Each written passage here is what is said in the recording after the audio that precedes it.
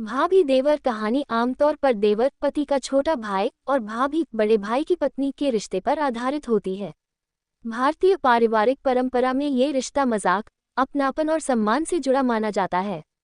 नीचे एक हल्की फुल्की पारिवारिक और मर्यादित कहानी प्रस्तुत है।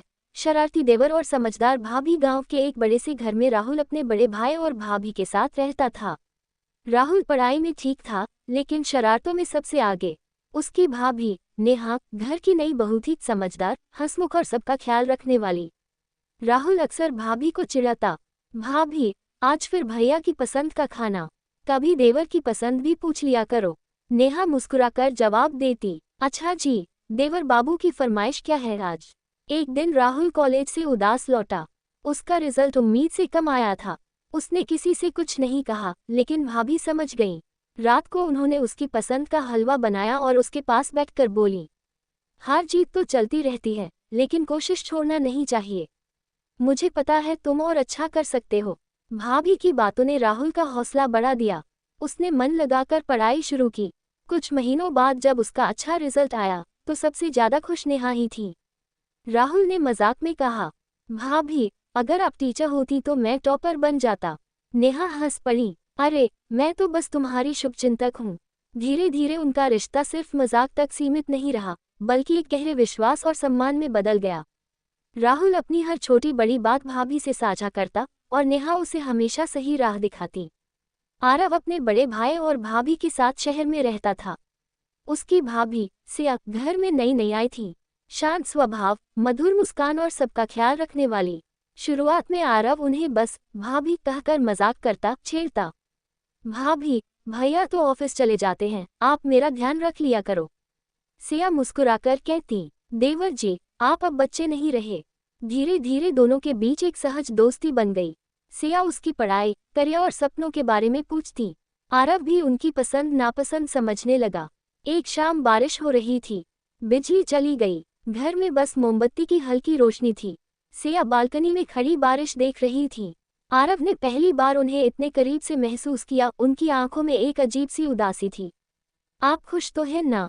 आरव ने धीरे से पूछा।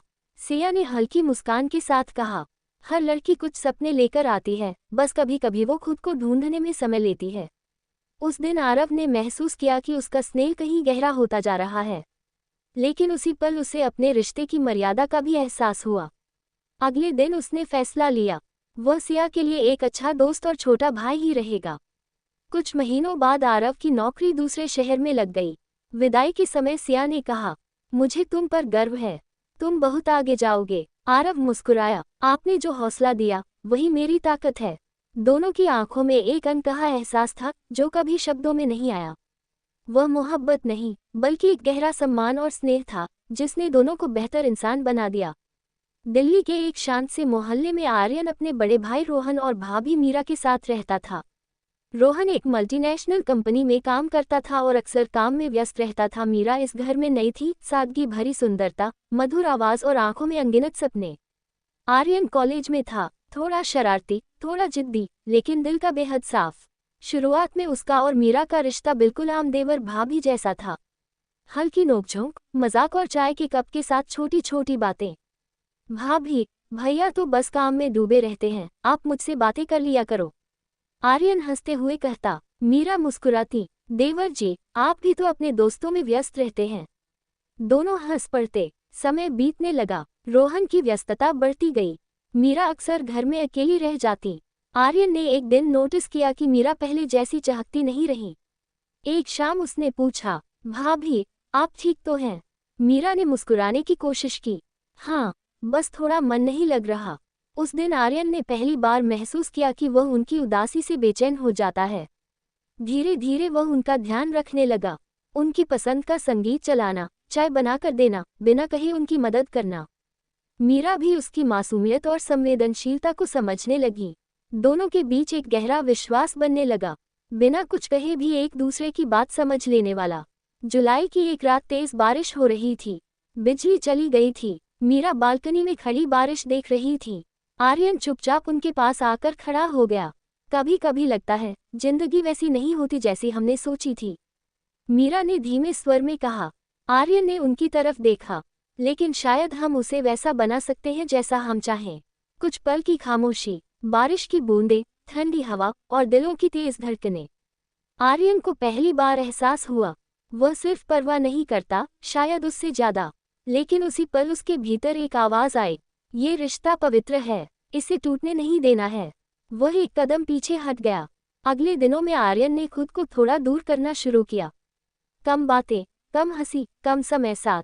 मीरा ने महसूस किया, क्या हुआ, तुम बदले बदले से लग रहे हो? उन्होंने पूछा। आर्यन मुस्कुराया, बस पढ़ाई पर ध्यान दे रहा हूँ। असल में वह अपने दिल से लड़ रहा था। कुछ महीनों बाद उसे मुंबई में नौकरी मिल गई। विदा का दिन आया। मीरा की आंखों में आंसू थे। खुश रहना और अपने सपनों को कभी मत छोड़ना। आर्यन ने उनकी तरफ देखा। बहुत कुछ कहना चाहता था, लेकिन सिर्फ इतना बोला, आपने जो हिम्मत दी है वही मेरी सबसे बड़ी ताकत है।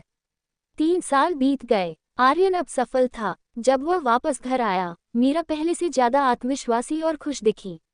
रोहन अब परिवार को समय देने लगा था। आर्यन ने राहत की सांस ली।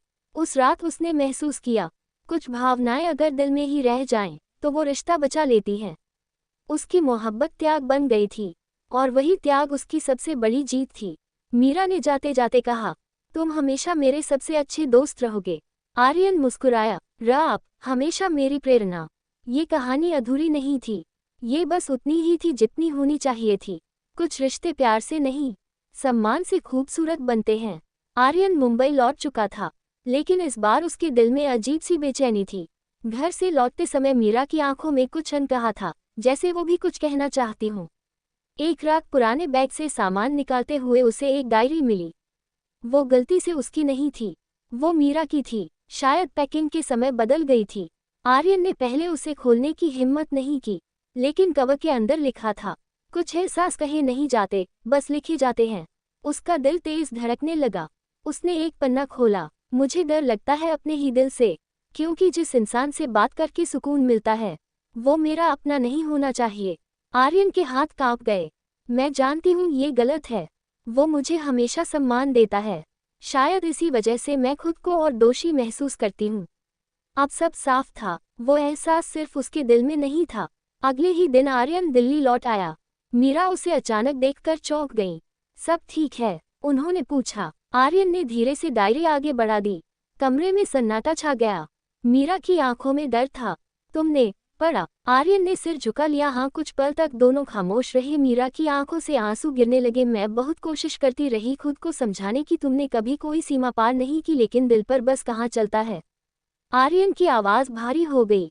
मैं भी लड़ता रहा अपने आप से, हर दिन, लेकिन मैंने कभी आपको उस नज़र से देखना नहीं चाहा जो इस रिश्ते को तोड़ दे। मीरा ने पहली बार साफ शब्दों में कहा, मैं तुम्हें चाहने लगी थी, शायद इसलिए क्योंकि तुमने मुझे समझा। कमरे की हवा भारी हो गई।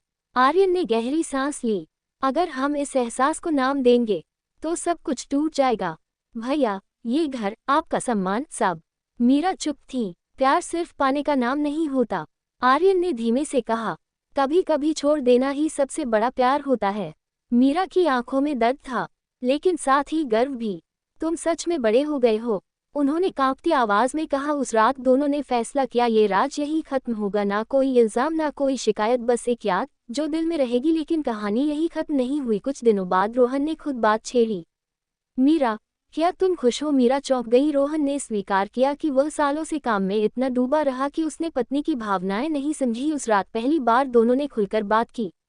रोहन ने वादा किया,